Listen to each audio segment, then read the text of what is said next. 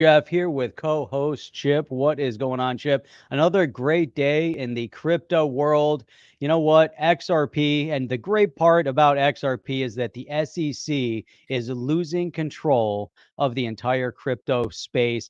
The complete overreach, complete overzealousness that has, well, we'll get into it. But you know what, Chip? It is time to make crypto great again. Heck yeah. LFG. Let's do it. Welcome to On the Chain. Time to make it great again. I like that saying. Time to make crypto great again. It was always great, Jeff. Let's be honest. It was always great, and now we're going to make it great again. It was pretty much always great. Listen, guys, if you guys want more XRP and regulatory content like this and blockchain, all that stuff, and interviews, go ahead and subscribe. Click that notification bell. That way you'll be notified anytime we go live. And it also helps out the channel. So really appreciate it. And you guys know the drill. Drop where you're from, city and country. We look at everything. And if you're watching on the rewatch, we read all comments. So we always like to see where people are coming in from. There you go. That's right. And a little bit of MCGA. Make crypto great again. It says Crypto G. I like that. Yo, OTC fam, says Hans Loaded there. Let's everybody give a quick shout out to where they're from, where you're tuning in from. We have people tuning in from all parts of the world, which is outstanding. Every single time zone is represented right here on the chain. So we got one who started out here. We got El Paso, Richard from El Paso in with us. We got Alabama. Got Sean from Atlanta. Guy is the first one to tune in from Australia. Sean Thompson's in the house. Sean Thompson. Michigan. Sean.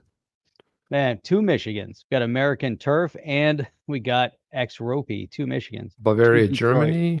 All right. Look at that. North Carolina. This really just proves how global the crypto space is. Mexico. Which is outstanding. Yeah, Okemos, Michigan. Singapore. Man. Virginia Hills, everything's in here. PA, it's fantastic. It's a beautiful day. Alberta, from, Miami. Yeah, there we go. We got look at Canada's in the house too. It's Ontario. Beach. Nice. It's a beautiful thing, Jeff. It's absolutely beautiful. It's great. It's a great day. It's a great day. What's the first thing we're going to cover tonight? We got a lot of good stuff to pack in for tonight. So what do we got? Well, we've got something from the general counsel of Ripple, better known as Stu Alderoty. Stu Alderoty put a tweet out, and which is pretty strong here. Let me throw this up here. Hang on 1 second, Jeff. Let's throw this up here. We got a great article about Gary Gensler we're going to cover. We never really talk about Gary, so we're gonna bring that one up in a little bit. We rarely mention Gary Gensler's name, so here it is right here. Almost always, Jeff. So Stu Alderoty, general counsel of Ripple, the company, he said, the SEC argued in LBRY, even if a fraction of people buy a token for investment purposes, you're in securities land. Does every jeweler now book a one-way ticket to securities land because a fraction of their customers are investing in the oldest commodity, gold? I love it. Ain't that the truth? Jeff, let's book a ticket to securities land. You know what it is? It's like anytime you invest in anything, it's like you invested in baseball cards. Security. I invested in an old Betamax. Securities land is, Chip. Securities land is in Gary Gensler's bedroom.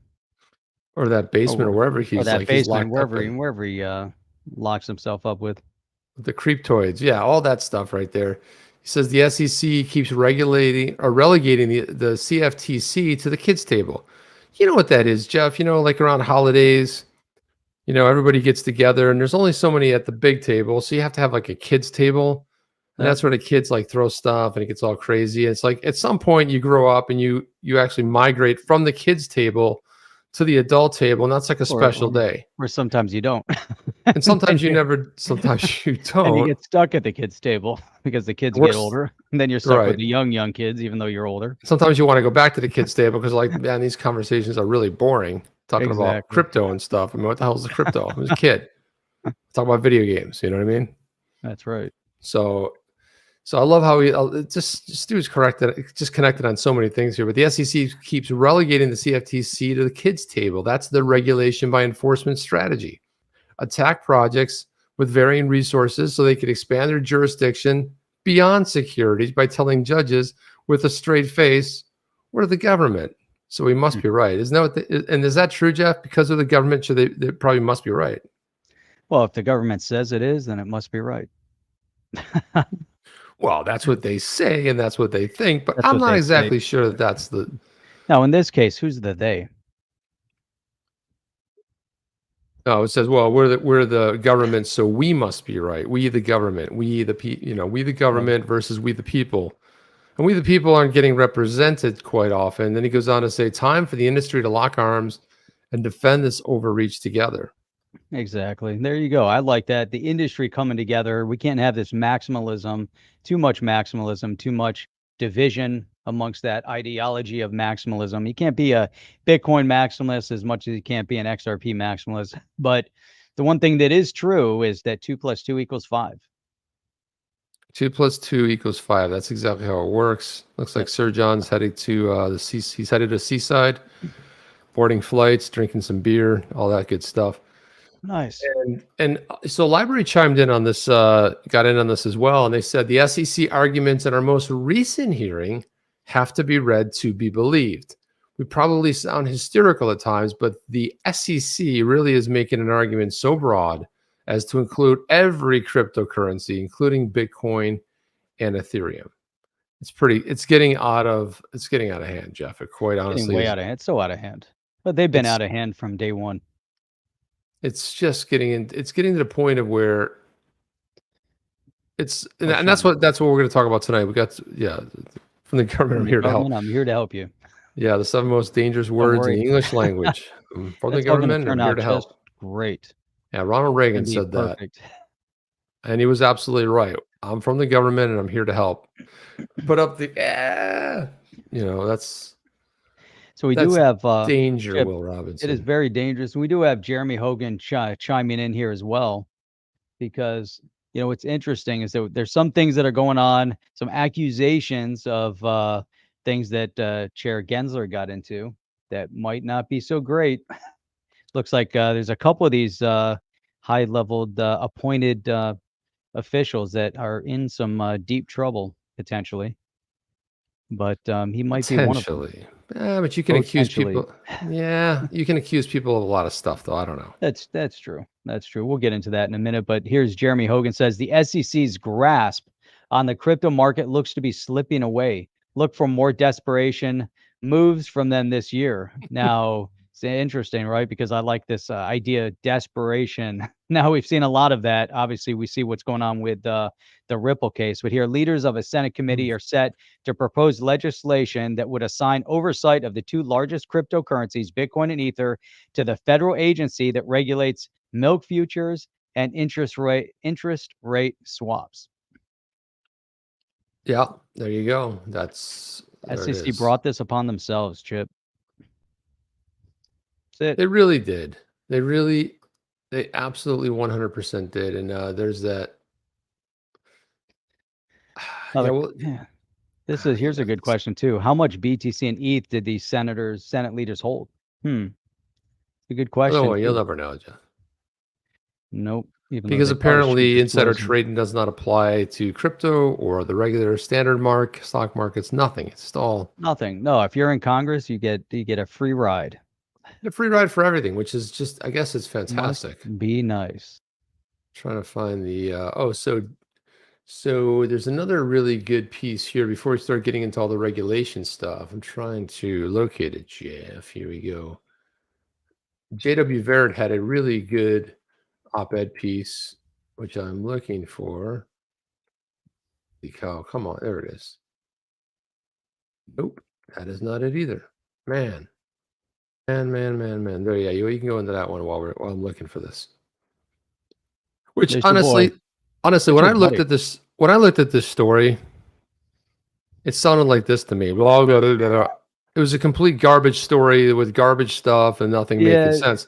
It's completely. It's like, Jeff, there's somebody like wrote a petition. So Listen, if you're going to waste your time with petitions, get out there and vote. Okay, go get out there, volunteer for someone's campaign. I don't care what side of the aisle it's on. Somebody that's pro crypto, but writing, signing up for these petitions. They made a change.org petition. Which is so what? You're gonna waste your time on that? I'm not a big fan of these petitions, but I don't know where they go at the end. But here's SEC Chair Gary Gensler accused in Citadel market maker manipulation.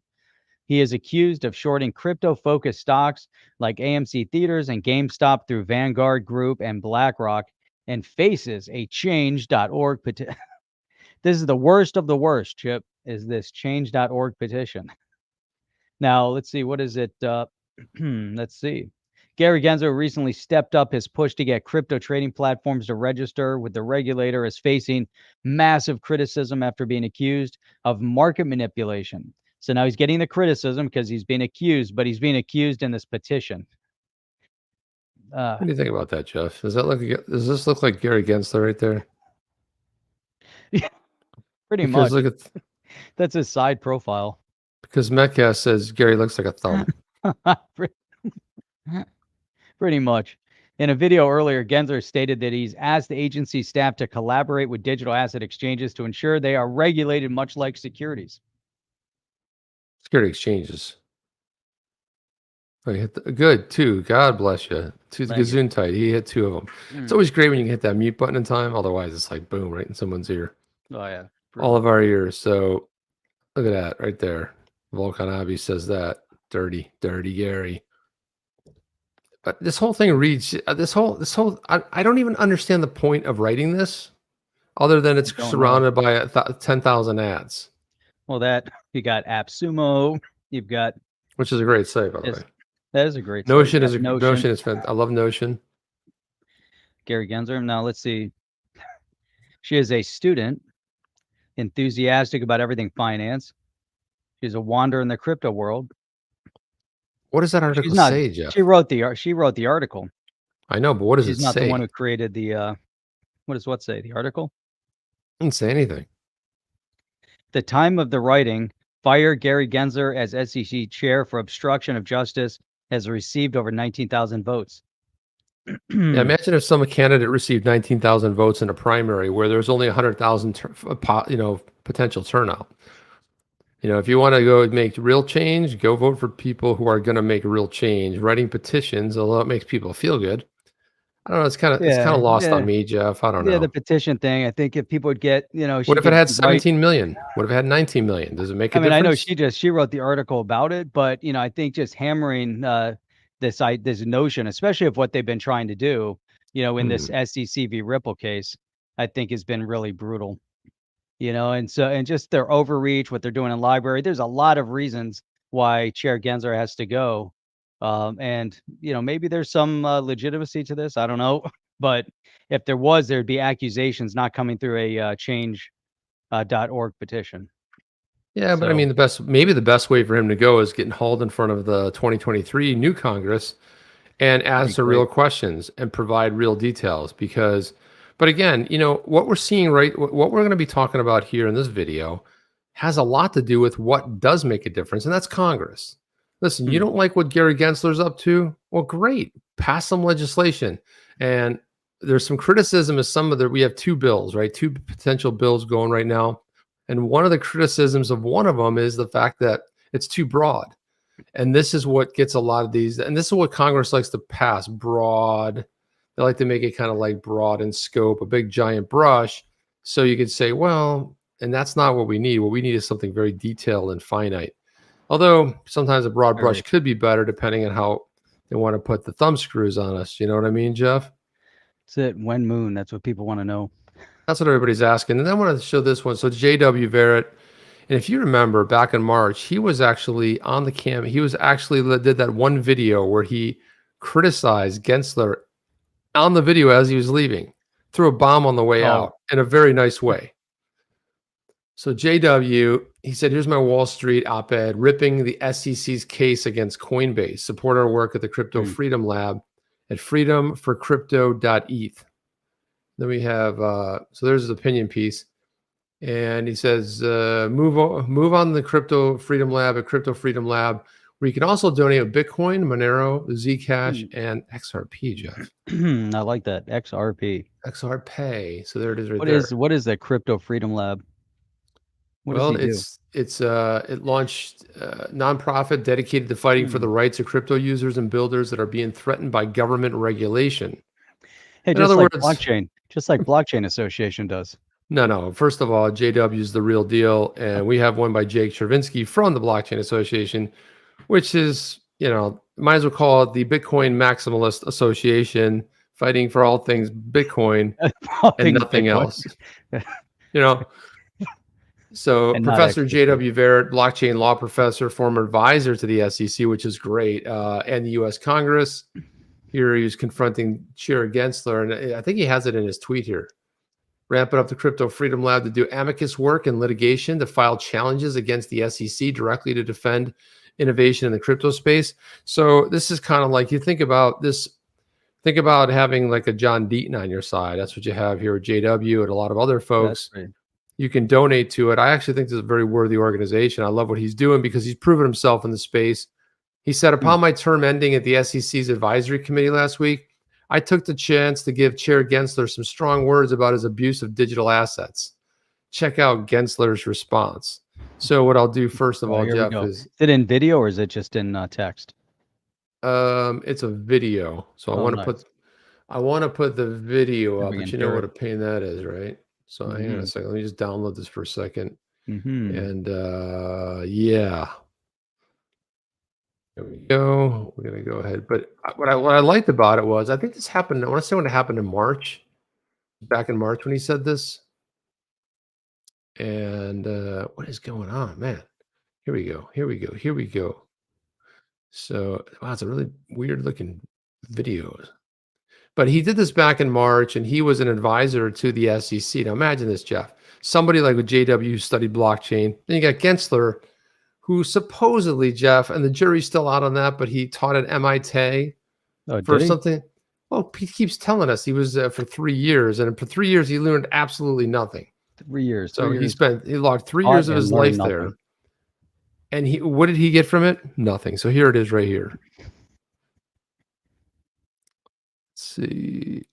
Nope, that's not it. Let me go ahead. What's going on today, Jeff? Things are all... Let's go and share that. Here we go. Well, while you're looking for that, let me play this because this is a nice lead-in. Okay, go ahead. Play it up. Load it up. We haven't seen this yet. We have. So you probably can't hear it. You have no sound. We played that the last show. I know. New day. It's a great thing. We're gonna play every show. What is my ringtone? There's a new day, sir. Here we go. Here's JW with when he was leaving. When he was leaving, talking to Gary Gensler. Of digital assets, I want to urge back to the SEC's regulation of digital assets. I want to urge the SEC to consider the proposal I offered by way of a public rulemaking proposal for the SEC to open public comment with respect to digital asset regulation. Doesn't commit the SEC to doing anything, but my digital asset regulation Genesis block proposal would offer the commission the collective wisdom of crypto lawyers, digital asset lawyers who've been working diligently on these issues. We encounter that nuance in our IAC hearing on this. I encounter it in my securities law regulation course. Look, on the one hand, it's ridiculous for the 33 Act to treat miners and node operators as underwriters, or to apply cookie cutter proxy rules to the voting of governance tokens in a DeFi protocol. On the other hand, I think a lot of people in the digital asset and crypto communities would love to see standardized disclosure about tokenomics and about auditing of smart contracts in a particular project. I think the digital asset regulation Genesis block proposal can help the SEC to achieve that and ultimately help digital asset owners like me rather than threaten the value of their interests with over application of the Howey test. And so I hope that my proposal would get sincere consideration. Thank you again. I will miss all of you. I will still heckle the IEC from the sidelines. Just kidding. But I will be here. I will be writing in some comment letters, and I won't be far. So I hope you will all stay close and stay in Wait touch. for it. Can I just, Chris, Paul and JW, I hope that you're not going to go that far away, and we can only help you a long and healthy life, JW. Because your input, even if sometimes we disagree, I found your input, and I look forward to hearing more, is always informs the debate and is it's thoughtful, and so keep coming to us with the issues. On competition, by the way, Oh God. So it just was a complete waste. It was, as usual, he bloviates about himself. He doesn't make one comment about what JW actually talked to him about. Like, hey, I would be interested in taking a look at that proposal. I would be interested in sitting down. Nothing, Jeff. Nothing. Don't go so far away. Don't go far away. And, we always want to see it, JW. You know what I'm saying, JW? JW. Let me put this one up real quick. Hang on. Come on, man, Berserker. Wrong button. What's up, Berserker? Berserker's in the house. The only man in the stream with his own video clip. He has his own clip. Yep, Berserker. So it goes on to say that he offered a constructive suggestion in the form of regulatory proposal to open up public comment from the crypto community about how rules needed to be adapted for crypto innovations. But what did he say? I hope you don't go too far, JW. JW. Don't go too far. Don't go too far. Chair Gensler says the crypto project should come in, talk to him, but then he refused to listen. It's like he's offering some like constructive proposal, and he's like, don't go too far away. Don't let the door hit you where the good Lord split you. So we have no choice but to go to court to make sure crypto's voice is heard. Support the Crypto Freedom Lab, freedom4crypto.eth. There you go. So I love what he's doing here, and don't get hung up on the .eth things. I don't want these tribalism, all these tribals going, whoa, what's a .eth? Why isn't it .xrp or .crypto? Let's say you wanted to donate to him, right? And you had to donate in Ethereum. How much are the gas fees to send him the Ethereum in order to help support his cause? Well, there is right there. I mean, I don't know. It depends on how much you send, but there's the wallet address right there. Yeah, your preferable source would be XRP. XRP, Monero, Zcash. Zcash is an odd one right there. And Big, he doesn't even have ETH. There is no donate in ETH. Look at that. Oh, maybe I was wrong. He's got a .eth, but he has no way to donate because he knows. He knows he's smart. The gas fees would kill you. Why does he have .eth? It's at cryptofreedomlab.com. What the heck is going on here? Is that a real URL, Jeff? I don't know. Pull it up. Let's see. See if maybe download an Ethereum virus. Oh, there it is. Yeah. So yeah, this is that you have to that will work for ETH if you have your configuration, your all that stuff set up. Oh, you got to do the whole thing. Yep. You got to do the whole setup, and I'm not doing that. I don't have that set up. So yeah. All right. That's really very cool. That's where you would donate in ETH. So geez, I'm not a. Do some Bitcoin. Do some. What do you XRP. think? What do you think JW's holding? You think he's holding ETH, Bitcoin, Zcash, Monero, and XRP? I think he's holding all four of those. It's like Zcash. Hey man, I bought it early. I don't know. It was something I bought into it early. I used to have a Monero shirt. Did you really? I did. Don't know what happened to it. Monero. So let's throw this quick. Let me throw this short video up real quick. Got to set the stage. Please do. Set it. See if we can get the. He has become a power-hungry regulator. Like that? Yes, maybe we'll just power-hungry regulator. We just need to clip that part, and we'll put that into the. Politicizing enforcement, baiting companies to, quote, come in and talk. I like that. Baiting them. What do you think of that? Baiting them. Come on and talk. It looks like he's reading his statement. Do you think he plotted and planned? I mean, he had to get it right, though. Really, really good. Baiting. Love that. To the commission, then hitting them with enforcement actions and discouraging good faith cooperation. Understand, sir, there is a new day coming. Thank you. That's the best. I would just take it. Can you imagine if he had a giant book there and he just bam, slammed it down, or he threw it at him? Understand, sir, a new day coming. Ah. Oh, that's mic drop moment right there. Yeah. Just carry his microphone in. But dropped it out there. And he'd get up and walk out.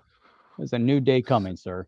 Hey, what does it say? Ethereum Mentellix says Ethereum holders should thank Gensler, Hinman, and Clayton because ETH is just SEC JPM created monopoly. ETH holders love Gensler.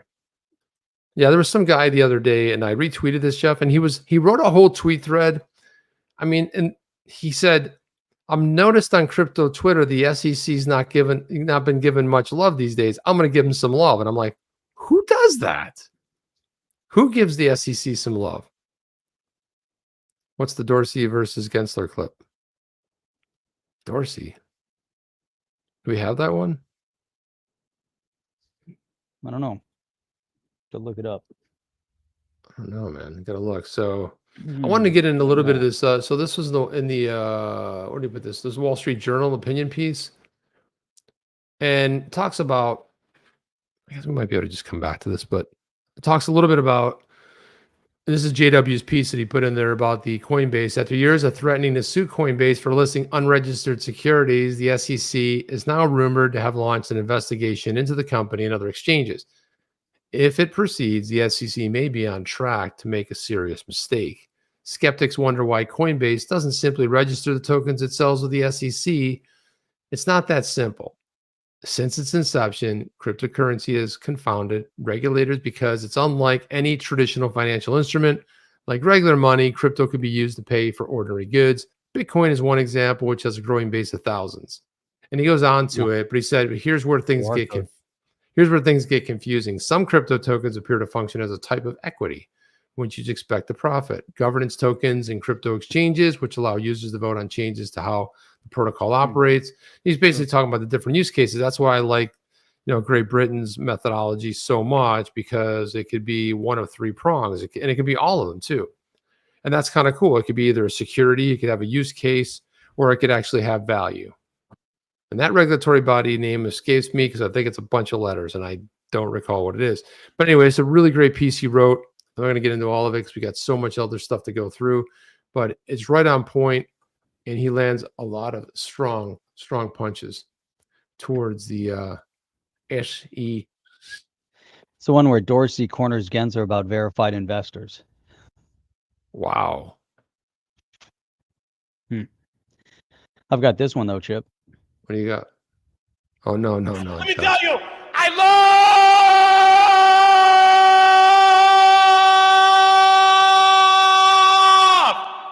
Bitcoin. All right. Yeah. Anybody that goes screaming like that, you're pretty much doomed. You're going to end up at prison time. It's not going to be really good. It's not going to turn out to be very promising on that end, right? BitConnect. And the best one is there's one we played with Ethereum dude. What's his name? What the hell is up with I know it. Oh, I know the video when they're sitting up on stage. Yeah, that was the one. Yeah, do you have that one? That was a good one. I don't know where it is. I know we play some of these videos, but man, I don't know. Sometimes I purge them because That was a great one. We don't necessarily use them all the time. But Jake Chervinsky from he put up a tweet thread, said 4 members of the Senate Agriculture Committee just introduced the Digital Commodities Consumer Protection Act, the third bill this year, making the CFTC primary regulator for crypto spot markets. A good bill overall and confirms a growing consensus for CFTC regulation.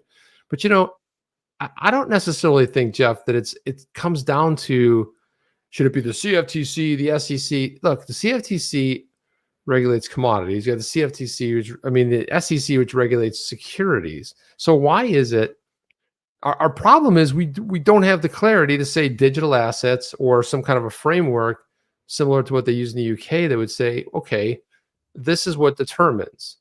And we don't have that. So of course, the SEC has been like going after everybody, but and the CFTC isn't going after everybody because obviously they're commodities. So Congress is actually trying to do something about that by really pushing that over. It says the heart of the bill. Let me put this in the reader here for a second so we can read it a little bit Draper and Gensler? Yeah, it was Draper and Gensler, I think. Yeah, Draper and Gensler. That was Draper and Gensler where... There it is. I found it. Yeah. Oh, this one's solid. Yeah, that's the best one right there. Got it right in the spot. Perfect. Yeah. Put it full screen there and we'll throw it up there. But that's the one where that is so fantastically good. And it never gets old. That was from, I think, 2018, 2019, maybe. It's incredible. It is a long interview. I gotta, let me see. See if you can find that one. That's 45 minutes long. Hopefully this is the spot right here. Let me see this. He's getting kind of animated. Let's see. Well, I think they were animated throughout the whole thing, but it's hard to tell exactly where it's happening.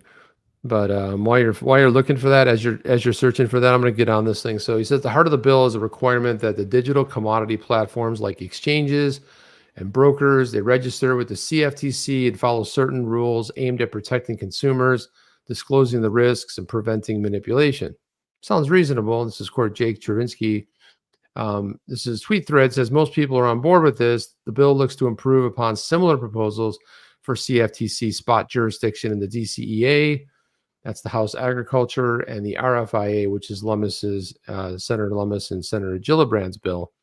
Secondary market regulation is a top priority in DC, so don't be surprised if one of these bills or a combined version becomes law next year.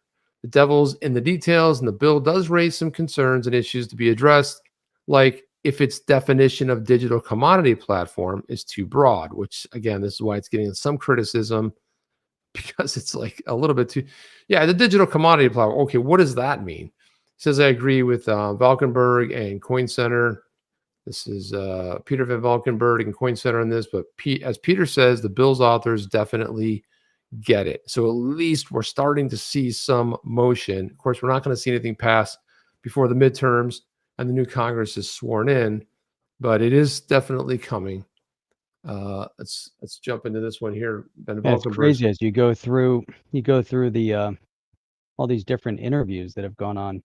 Here's one: Gary Gensler, senior MIT lecturer and former chairman of CFTC. They talk blockchain.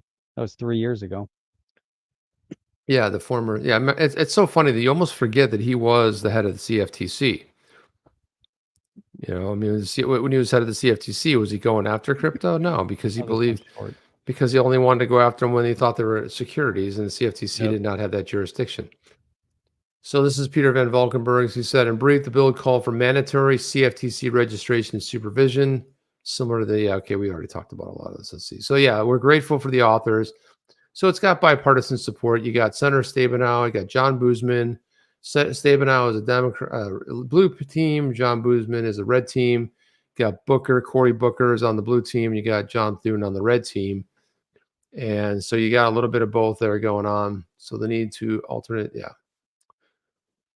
So I think overall it's got some things. There's two bills out. So the bill gives the Senate side a companion to the 2020 and now reintroduced Digital Commodities Exchange Act in the House. Bicameral and bipartisan support crypto policy, which is good. CFTC supervision comes with 3 big policy improvements. And it says such a regime would accomplish many objectives, including 1, simplifying the patchwork of state money transmission regulators, registered businesses, 2, ensuring uniform protection. So it has all the protection stuff in it. Digital commodities like Bitcoin are not securities, but the exchanges on which they trade face similar investor protection challenges. But here's the catch. Senate bill creates a mandatory registration requirement rather than the House bill's optional registration. So I don't know, and that is interesting, Jeff. I don't know what your thoughts on there. Mandatory versus optional. We saw what happens when, you know, what I believe it was either Warren Davidson or it might have been Tom Emmer, but one of them back on that hearing was talking about, okay, and maybe it was Tom Emmer, where they said it was suggested. You didn't have to necessarily, it wasn't mandatory, right? And exactly what they're talking about here. And not optional, but the SEC would come after you anyway and try to hunt you down and get you. So I don't know. And that whole notion. So you have to make your own decision on which agency you then go into to figure out where you should be regulated. So they leave it up to the business to come in and decide. So you say, well, I don't think it's a security. I'm going to go to the CFTC, but then the CFTC could then analyze it and say, well, I think you belong to the SEC. The whole thing is, Jeff, here's a good question. Crypto Butthead says, cage match between John Deaton and Gary Gensler. Who wins? Who do you got? Who do you have your money on? It's so obvious. It's like an easy one, right? It's so easy that it's like, do we even talk about it? I mean, it's not even, I would even like to see even a little bit of a fight. It's not even, That'd be great. It's a one-shot knockout and Deaton just destroys. So just absolutely crushes it. So that's how that works. That's how that goes, Jeff. Look at this. Holy cow. What's going on with the hair there? Oh, that was what I... Senator Rounds from South Dakota questions SEC nominee Gary Gensler. What can Congress and SEC do to create a more forward-thinking regulatory environment for innovators in this particular space? From South Dakota questions SEC nominee Gary Gensler. His question was, well, let's just listen to it. Let's listen to it. Watch it again. Mr. Gensler. You hear sound, Jeff? Yeah. Okay. Once again, thanks for taking the time to visit with me as well. Two of my colleagues that introduced you today touted your expertise in digital currencies. I'm proud that crypto companies like Anchorage Trust have found a home in South Dakota. At the same time, I know that our outdated crypto regulatory regime is leading other organizations like the DM Association to set up shop. He's crafting this question beautifully. Yeah. Totally outdated. Anchorage. He's bringing up DM's leaving. Right. This is really good. Right. And let's see what the smackdown. I like how he started out too, Chip. Beautiful. He starts talking about touting. This is pretty weird. Okay. Like I'm interrupting you talking from a previous video. This is just too weird. Can you knock this off? If you're listening on the podcast, we pulled up another video, an earlier video of ours, where we're talking on top of talking. It's just too weird, man. It's very weird. It's too weird. a clip within a clip. Within a clip. It's just bizarro world, man. I'm like, dude, I want to interrupt myself. I mean, it's that is weird. Really sitting in the background is kind of that is awkward, isn't it? It's a little bit weird. I don't know. It's like it's like so, and it's a painting or some kind of impression. Deaton v. Gensler. Well, you know, Oscar, you have your marching orders. Go ahead and put something together here. We want to see that cage match looks like. So Oscar will task you with going ahead and seeing what that might look like. Yeah, Deaton is a Marine. That's right, an ex-Marine, but always a Marine. Semper Fi. Question always is, a Marine. How much would you pay if it was on pay-per-view?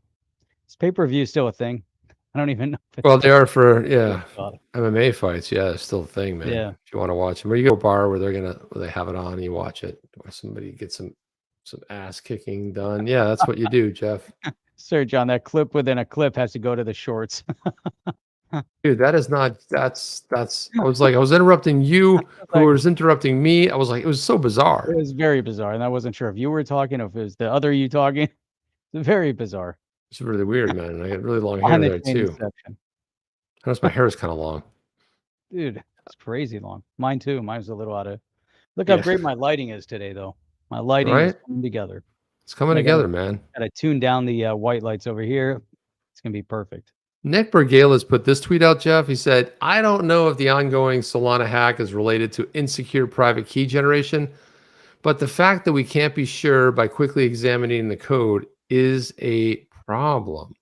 Critical cryptographic code, key generation, signing, etc., should be A, open source, and B, audited by specialists. And Nick's making a very good point here. Nick Bergales, who is from the he's a cryptographer with Ripple, director of engineering over at Ripple. He formerly spent time at Samsung, but he's absolutely making a really solid point here that all of the code for the XRP, everything's open source.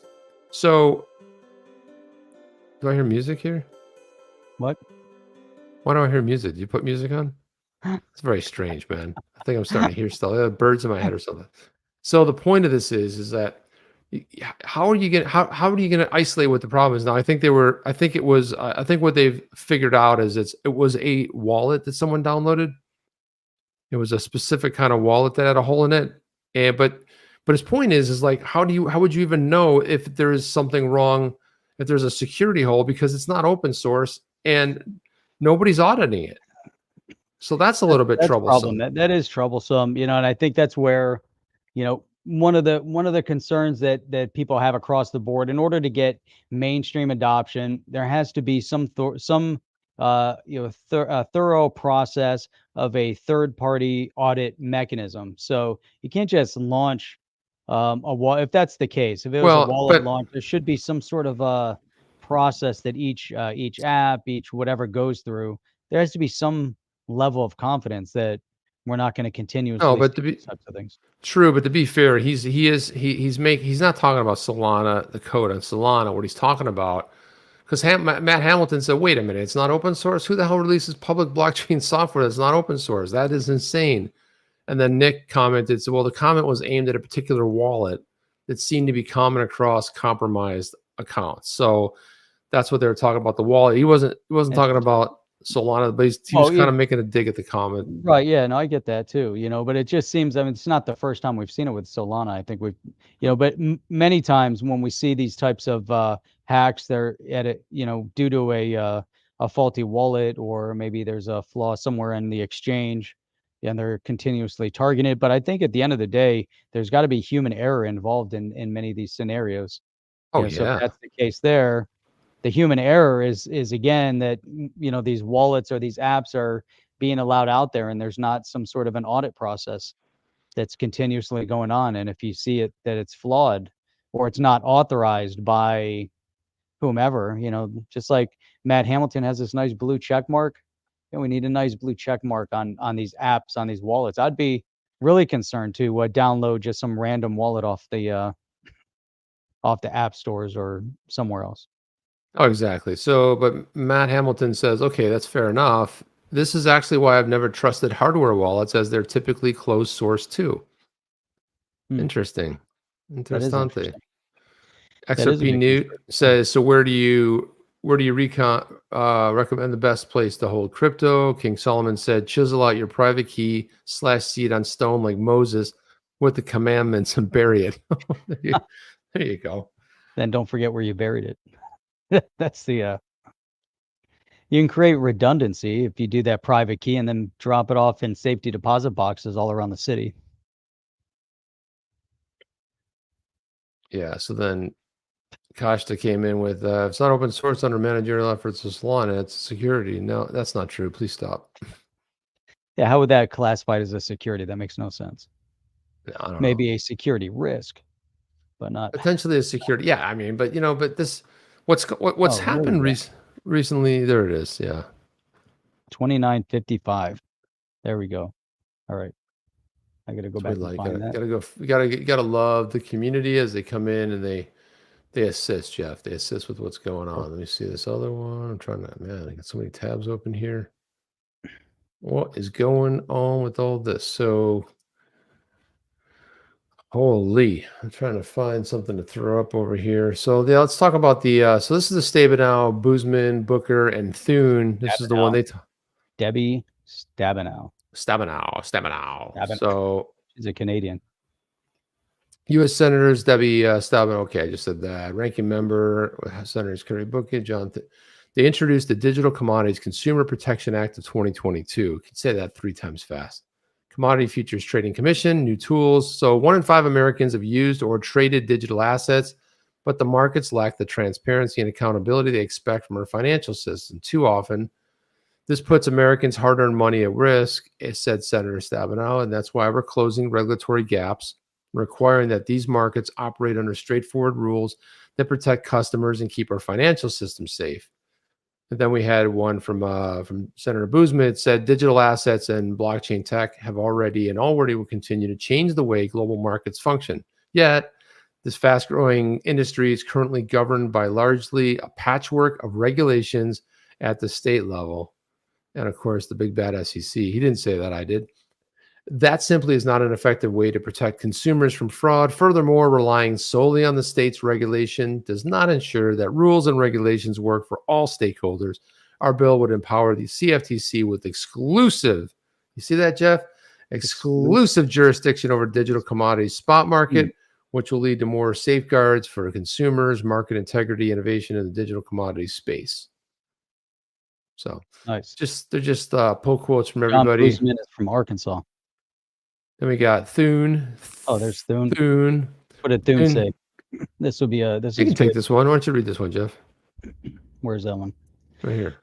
Thune. What I like about this one, so technology continues to transform digital commodities, and it's critical that the CFTC has the proper tools to regulate this growing market. And Chip, what I like about that is, again, they're looking at the fact that the SEC is overstepping. They want to make sure that the CFTC is prepared to manage and handle this new financial technology, this new economic class, and it's so critical at this juncture. With all the innovation, what we've seen go on up until this point with the SEC and the lack of clarity. So I like this. What they're really alluding to here is that this legislation would provide the CFTC with the necessary visibility into the marketplace to respond to emerging risk and protect consumers. Now that verbiage right there is really important. So if you look at some of the language and the political affiliation of these different senators, the different congressional representatives, you'll see some clear divide that on the blue side, on the D side, they always talk a lot about protecting the consumer. And that's why Gary Gensler always talks about the fact that he's out there to protect the consumer, even though he isn't. But they like to reference that a lot. And so here in this scenario, you can see where you have some bipartisan language that's going on. And so that's just something that's important, while also providing regulatory certainty to digital commodity platforms. And that would be on the Republican side, I think, is the regulatory certainty to provide not just for the platform, but for the future growth of this innovative class. So we see the language, tied in, and it's important. This is how you have a bipartisan bill that everybody can buy into. Everybody can jump on and say, hey, that's a net positive. Let's do it. What do you think, Chip? No, I mean, that's exactly right. And bipartisan is the way to go. And this is the one thing out of all the things going on with Congress and, leadership, it's the one thing that constituents from all camps are coming together saying, hey, do something about this. Come on, Congress, you're representative. You want something done. And even if you don't live in the States, you're like, what are you guys doing? I mean, the rest of the world, there's nowhere where they think XRP is a security, but that's okay. Some nut job in the SEC here in the US can proclaim it a security because we have these, and we're going back to the 1930s, the 1940s for the Howey test. And it has to tick all four prongs. And the thing I don't like about the Howey test is it was something put up by the Supreme Court of the United States. It's not legislation. So to me, it doesn't, who cares? The way, and this, well, I don't want to get controversial, but this is the same thing that happened when you had the overturning of Roe, because there was nothing codified. There was no legislation. So the same way back in the 1970s, 73, the SCOTUS, Supreme Court of the United States, couldn't make that decision then, is the same reason they couldn't make a decision what a security is. I mean, if you compare apples to apples, let's say in this case, oranges to oranges. Oranges to lemons. Why did that be? So there's no legislation that they're going off for the Howey test. And so they created this Howey test of what does it look like, but there's no legislation. So to me, I think that's a solid point, and somehow they've adopted, Chip, the Supreme Court ruling on that, and they use that test, and they've used it since 1946. Now imagine if they go back and they look at it and say, hey, you know what, really the Supreme Court, isn't, doesn't have jurisdiction to make law. They can, so that was the whole reason they threw back it had nothing to do with what the only reason had nothing to do with what they liked it. They didn't like it. They're like, hey, it doesn't exist in the Constitution. It doesn't exist in legislation. And they didn't do anything for 49 or 50 years. Either side did nothing about it. So they had to throw it back to states. And this is where I think where it could potentially happen here is that, okay, I get it. But the whole reason the Supreme Court had to even create the Howey test was because they didn't have legislation to go off of. But why? Here we go again. They're not lawmakers, dude. And now the SEC is stepping in, thinking that they are lawmakers. Oh, exactly. Gary, although, what did Gary say? He said if they want to change, then it's up to Congress to write the law. He was right. That's the only time I can 100%. That was the only time he was correct. You could definitely agree with him on that, without a doubt. Jim D is saying the problem with the whole SEC Howie Reeves legal farce is the fact time is critical for making or breaking Ripple. Problem is with a lot of the way the government works, things just take a really long time to go through process. But right now we're seeing, it's all about this, the SEC, but the SEC's only mechanism, and this is where there's an absence of regulatory clarity or an absence of law. And this is where this is the overreach of the SEC, is that they're doing it through enforcement. And Gary, that's one of his prongs, is the prong of enforcement. He believes heavily in enforcement versus the other side. So exactly, very problematic, very problematic. So check it. Check on the mic. Yeah. So there was a, this is something that I had tossed up. Let's see here. All right, hang on. Can actually buy into that deal. And they do it through a crowdfunding And that thing. addresses So information some of asymmetry. it, some of it. Yeah, well, no, all of the information asymmetry. But there's another part, and that is, I think there's a better way to do it, and that is to make everyone sophisticated investors. And if everyone's a sophisticated investor, then you've got a giant walled garden that might exclude a few of the widows, maybe some widowers, but a few of the widows. And then it's and then you've got a walled garden and everybody's taken care of. So maybe there's a way to just train everybody in some simple way before they go on and buy crypto. It's maybe an unfair question, but I want to ask you, you're such a successful venture capitalist. You always look back and say, well, where could I be wrong? Where could this investment, I want to go up tenfold, but it might go to zero. If this is not adopted the way. Okay, I'm going to let you in on a secret. And that is, I never care about what could go wrong. All I think about is how high is up. If this thing's successful, how big can it get? Because so many things can go wrong. And you're going to run out of money. You can not get along with your founder partner. The market can't evolve. You could be too early. All of those things could possibly happen. And you could talk about it until you're blue in the face. But the only thing that matters to me is how high is up. But you also look and at can the we risk transform so the world in this way? You look at the risk to see whether you can get a management team to manage around the risk, to get through that issue and that market. Is he a Debbie Downer in every conversation, Gensler? Everything. Bitcoin, Ether. Yeah, the optimist on the right, and on the left you got Debbie Downer. It's really interesting. It's like all the other transformational technologies. The resistance is only in fear. The resistance. So if you just plow through your fear, this thing is going, and it's going to completely transform the world, and we're going to have an awesome world. But the fear is constantly brought to light, whether the press writes about it or the government issues some proclamation or some other government issues a proclamation. It instills fear into people's heads. And if you can get the fear out of their heads and just go, no fear, we're going forward, that's usually the way the future goes. Chip, I like what he's saying here. And look, he's so right.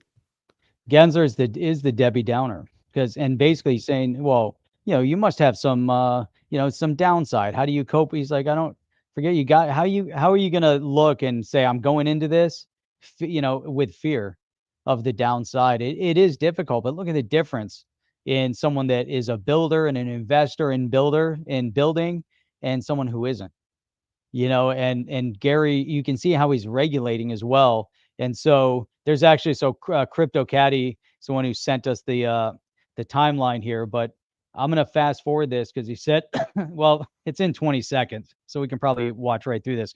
But this is where he's saying that seeing what's happening to Ripple, 20 foot in mouth question. by Gensler. So it's coming in 20 seconds. It's really amazing. You always think the worst. You're always worried about the worst, but the best things usually happen.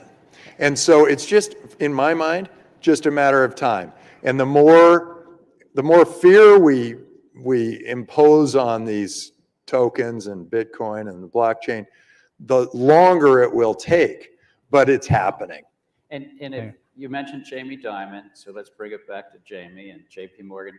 What do you think is going to be the thing that they will have to change the most or lose market share and somebody else is going to do better, faster? If you can help me, Gary. Better than JP Morgan or Goldman Sachs. You can just hear the bankers panicking right now. Just feel the panic in their voices. But here's here's what always happens.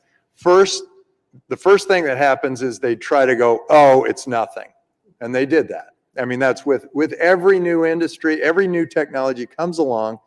The powers that be, the incumbents, the status quo, all say it's nothing. Don't ignore the man behind the curtain. This is nothing. And then all of a sudden it's too big to get in there. You know, they're going, oh my God, I got to face this thing. And then they all line up and they wrap their arms together and they say, we're not letting this happen. And then it keeps going. And then they say, okay, well, let's sue them. Or let's go get the government. There's another thing they do. They adopt the technology. I think. No, that's at the end. They will adopt this technology. No, this is the last thing they do. No, yeah, it's like it's after. It's after. Right. It's after the press planning. They plant the press stories. They put out lawsuits. They create as much of a fuss as possible. They try to get their government friends involved. Oh, and then they go, oh God, this thing's happening. And then they go, okay, what are we going to do? How do we? Chip, everything that he's saying is spot on, right? I mean, right to this last point, they get their government friends involved, right? And so could you imagine what year is this, 2018? Fast forward 4 years with Gary Gensler sitting at the helm of the SEC doing exactly what Draper said. Predicted every little bit of it. And, you know, I mean, he was basically talking about, you know, this famous, first they ignore you, then they laugh at you, then they fight you, and then you win. It's like that's exactly what happens. And he was talking, and it's funny because Gensler in that whole clip is talking about his banker buddies. Oh, what about, let's go back to Jamie Dimon, and what about JP Morgan, and what about this? He's like, dude, I don't care. And then he was all like Mr. Negative, you know, pessimist. When he's like, but when you invest, he goes, I don't think about it. I think about how huge can it get? And this is the difference between somebody who leveraged Wall Street and broke on the backs of others, you know, to get to where they were, and somebody like a pure entrepreneurial spirit like Tim Draper who got to be where he is. And it's like, this is probably going to go down in history as one of the most seminal moments where he totally it predicts exactly what Gensler's going to do because he's so predictable. And he's got the bankers he goes, I can hear it in their voices right now. And Gary Gensler's like, you know what I love too about this interview? Draper's crushing it on the mic. He's like, yeah, Gary's in the background going, yeah, but don't you think that, it's like, just throw punches him a few times. But then they do this. No. Shut up. That's last. You don't know what the hell you're talking about. Get out of here. That's the last thing they do. They don't do that now. Yeah, but oh my God. You know, like those cartoons, they bang them in the ground. Yeah, little Gary Gensler running around. But it's so perfect too, because what did he say? He said, if the government gets involved and they try to, you know, do what they're doing now, basically with the SEC, they're trying to crush it. He said it's just going to take longer for the greatness to appear. He said it's going to be amazing, right? He said it's just going to be unbelievable, unrivaled. It's a new technology. They've been trying to hold it back all this time. And it's amazing to me, though. I mean, I can't believe that Gary's sitting there with him 4 years ago, and here we are looking at what he's doing. But you can tell by his line of questioning that you know what he's thinking. You know what he wants to do. He wants to overregulate. He wants to crush crypto. He's so anti-crypto. Yeah, but he's going to get crushed in the end. And sometimes, you know, when you overstep and you make a misstep, what's going on with LBRY And with Ripple, that's what happens. But Jeff, look at the time. That's all we have tonight. How do we get through it so fast? Thank you for Crypto Caddy for mentioning that. Really appreciate that. You never can get tired of that. It's one of the greatest moments of all time, especially somebody schooling Gary way back when, and everything he said comes to fruition. It's amazing. Oh, anything else before we get out of here, Jeff? It's the last statement here. Like, he had a little firewater before laid out what he knows about reality, and it's 100% spot on. Want to give a quick shout out to everybody tuning in. You guys are the best and the brightest in all of crypto YouTube space. Outstanding. And we will be back here to check you guys out again Saturday morning at 8 a.m. Hit the subscribe button. Check out On the Chain as a member. That's really cool too. And go, if you want to see some of the, go back and say, hey, I missed the show, came in late, can't remember how to find it, or I want to see all the articles that they use when they make these, go to onthechain.io, check all that stuff out. With that, Chip, I think that's pretty much it, guys. Yeah, we will see you on the next one. Chip and Jeff out. See you guys. Are you down with OTC? Please like, subscribe, and click the bell to be notified when the next video drops.